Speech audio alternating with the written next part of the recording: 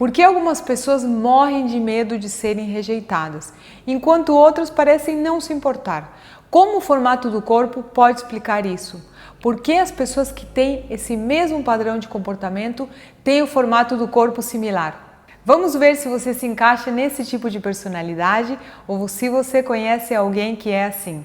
Meu nome é Alessandra e aqui, na Verdade por Trás da Forma, começamos a gravar uma sequência de vídeos para te ajudar a entender por que você age e reage de determinada maneira diante dos desafios que fazem você ter problemas nos seus relacionamentos, na relação com seus filhos, gastar mais do que ganha, ter insatisfação profissional, não conseguir confiar nos outros, enfim, qualquer problema pelo qual você esteja passando. E hoje neste vídeo nós vamos falar por que algumas pessoas sofrem muito quando são rejeitadas. Vamos lá? A vida começa no útero. Embora nós não tenhamos memória consciente de como foi a nossa experiência no útero, a nossa mente e o nosso corpo estavam em formação e nosso sistema nervoso registrou tudo. E você sabe por quê? Porque o processo de mielinização da nossa medula começa enquanto nós estamos no útero da nossa mãe. Ela começa no cérebro e vai descendo pela nossa coluna e vai mielinizando todas as terminações nervosas, toda a rede do sistema nervoso de cima para baixo. E tudo isso começa quando a criança ainda está no útero, é na barriga da mãe, na gestação, que é o primeiro tipo de personalidade que se forma. Mas que tipo de dor alguém pode sentir dentro do útero?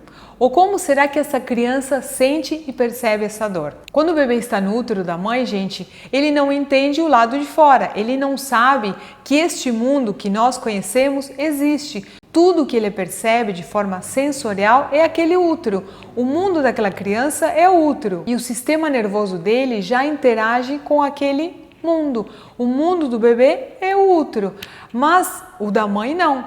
A mãe vive aqui do lado de fora com um monte de coisas acontecendo no mundo da mãe. Por exemplo, imagine que o marido dessa mãe perdeu o emprego.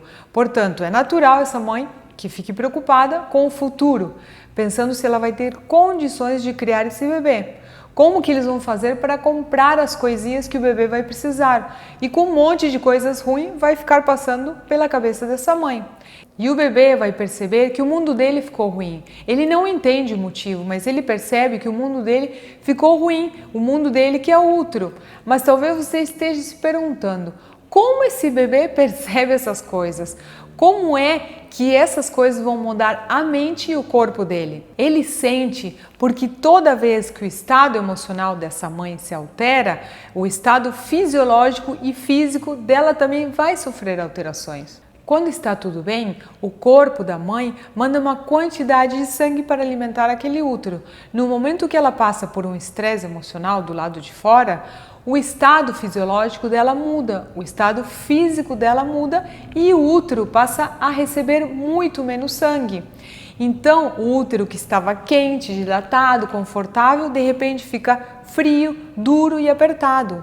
Entende como o mundo da mãe afeta o mundo do bebê? E quando é que a mãe mais lembra que está grávida? Exato, quando o bebê se mexe. Quando ela está bem, o útero está quentinho, grande, confortável, bem alimentado. Se ela está mal, quando ele se mexe, ela lembra que está grávida e entra naquele estado de alerta e de preocupação. Então o útero fica ruim. O bebê não sabe o que está acontecendo do lado de fora da barriga da mãe. A única coisa que ele sabe é que quando ele se mexe, ou seja, quando ele existe, o mundo dele fica desconfortável. E é aí que vem a dor que molda o tipo de personalidade do mental, que é a dor da rejeição. Aquele bebê se sente rejeitado pelo útero. É como se ele não encaixasse ali. É como se ele fosse inadequado para aquele útero, para aquele mundo. E toda vez que ele tenta existir, tenta se mexer, o mundo dele fica ruim. Para você gravar bem a lógica, é mais ou menos o seguinte: o bebê se mexe como forma de existir ali dentro do útero, a mãe lembra que está grávida e olha para o momento de vida que ela está passando. E aí ela se preocupa, e aí fica num estado de alerta, e nesse estado de alerta o corpo dela prioriza o próprio organismo dela como forma de sobreviver, mandando menos sangue para aquele útero. Com menos sangue, aquele útero fica apertado, frio e duro. Agora se coloque no lugar desse bebê. Se ele mexeu, existiu e de repente o mundo dele ficou ruim. Na maioria das vezes, essa mãe não tem consciência disso. Que fique claro que ela não teve essa intenção. Não foi a mãe que rejeitou o bebê. O sistema nervoso daquele bebê se sentiu rejeitado pelo mundo que ele percebia, naquele momento que era o útero. Todos os tipos de personalidade são formados por dores. E eu não estou aqui para culpar ou condenar ninguém.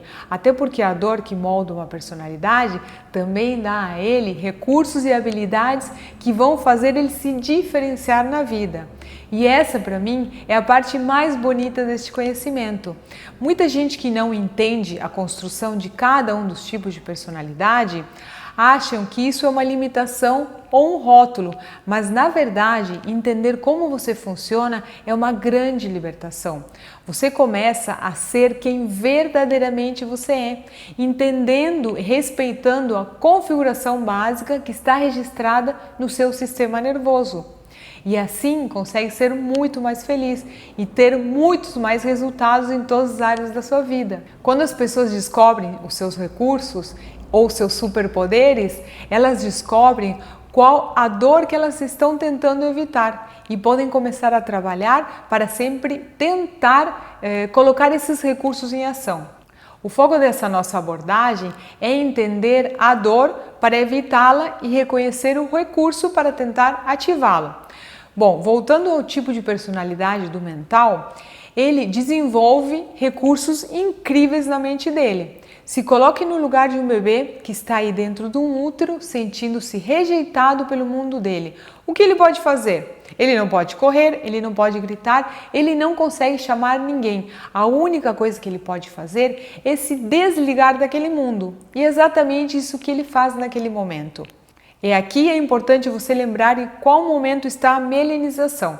No momento da gestação, a mielinização está acontecendo no cérebro. A parte do cérebro que já se mielinizou já tem sinapses acontecendo, onde tudo começa e onde os fios estão sendo encapados, porque esse momento da nuca para baixo os fios estão desencapados. E o que acontece quando a gente coloca energia em fios desencapados? Exato. Acontece curto-circuito ou choque. Esses choques fazem o bebê se mexer e ter espasmos. Ele se mexe, só que ele não tem controle, ele não quer se mexer. Você lembra que quando ele se mexe, ele bate nas paredes do útero e quando ele bate na parede do útero, o que acontece? O mundo dele fica ruim, então não manda energia para o corpo, onde os fios estão desencapados e aí o bebê ele começa a mandar toda a energia dele para a cabeça. Ele vai consumir a energia que ele tem no corpo só com a cabeça, fazendo com que o corpo dele fique quietinho, paradinho, desligado. E é aí que o tipo de personalidade do mental ganha seu principal recurso, que é a capacidade de imaginar, de criar, de racionalizar. Esse tipo de personalidade é extremamente racional, criativo, imaginativo e lúdico. Eles criam um mundo paralelo na cabeça dele. Ele cria literalmente um mundo na cabeça para inconscientemente sobreviver. Porque ele sente que quando ele se mexe, o mundo rejeita ele. Essa percepção que ele tem no útero vai ficar registrada no sistema nervoso dele. A própria mielinização vai moldar o corpo do mental para que a energia fique mais tempo na cabeça do que no corpo. E aí a gente já consegue imaginar como vai ser o formato físico do corpo moldado para ter mais energia na cabeça do que no corpo. Imagine uma pessoa magra, esticada, com as articulações bem presentes, com bastante esquinas e com a cabeça grande. Esse é o formato do corpo que o mental ganha. O sistema nervoso dele entende que para sobreviver no mundo, ele precisa manter a energia na cabeça e mandar pouca energia para o resto do corpo. É por isso que eles têm um corpo com aspecto mais alargado, com as articulações deles são cheias de pontas assim devido à magreza deles também. E eles têm um olhar mais desconectado, mais desfocado da realidade. E é inclusive que é por isso que eles geralmente usam óculos. E a mente do mental é de uma pessoa que tem medo de ser rejeitada, fala pouco, não gosta de incomodar e prefere não existir. É uma pessoa que é extremamente racional e não gosta muito de contato físico. Esse tipo de pessoas sempre vai dar muito mais valor para a mente do que para o corpo. É o nerd que, se você deixar, ele não troca de roupa nunca, porque para ele aquele corpo ele serve unicamente para segurar a cabeça dele. Querem ver um exemplo extremo disso? É o Stephen Hawking. Enquanto houver energia na cabeça, o mundo estará bem. E basicamente assim que as pessoas com esse tipo de personalidade funcionam. Mas vale lembrar que ninguém é 100% um único tipo de personalidade. Todos passamos pelas 5 fases de formação. Então nós temos no nosso sistema nervoso os registros das dores, dos recursos e do formato físico de cada um desses 5 tipos de personalidade. E nós trabalhamos com uma ferramenta que é possível saber o quanto de cada tipo de personalidade uma pessoa tem e o quanto de cada personalidade você tem. Tem uma coisa que você precisa gravar bem, que é a dor existencial de cada personalidade, porque ela vai fazer de tudo para não reviver ela. Então a dor do mental é a dor da rejeição. Para ele não se sentir rejeitado, ele pode usar os recursos sendo criativo, se colocando no mundo à frente das pessoas para trazer ideias, que elas se interessem e que queiram compartilhar as ideias dele. Ou ele pode ficar na dor da personalidade dele e se isolar, rejeitando os outros antes de ser rejeitado. Quando o mental está na dor da rejeição, ele só vai dar valor para o que ele pensa, para o que ele acha e para o que ele imagina na cabeça dele, e não vai dar acesso a ninguém. Ele vai se isolar completamente, rejeitando todo mundo para ficar sozinho no mundinho dele. Vocês entendem como um tipo de personalidade pode ser incrivelmente boa e ao mesmo tempo absurdamente ruim?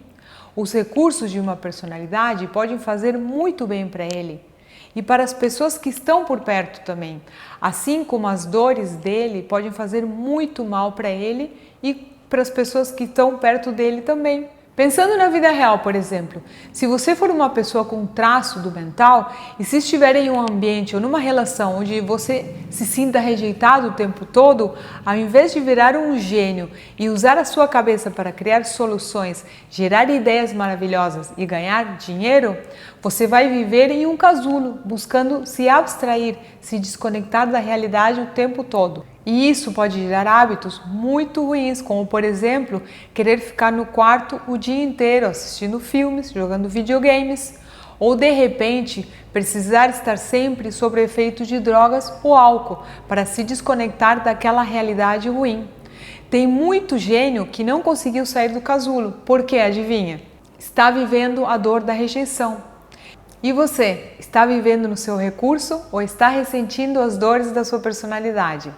Se todo mundo soubesse como o outro funciona, muitos problemas no mundo simplesmente deixariam de existir.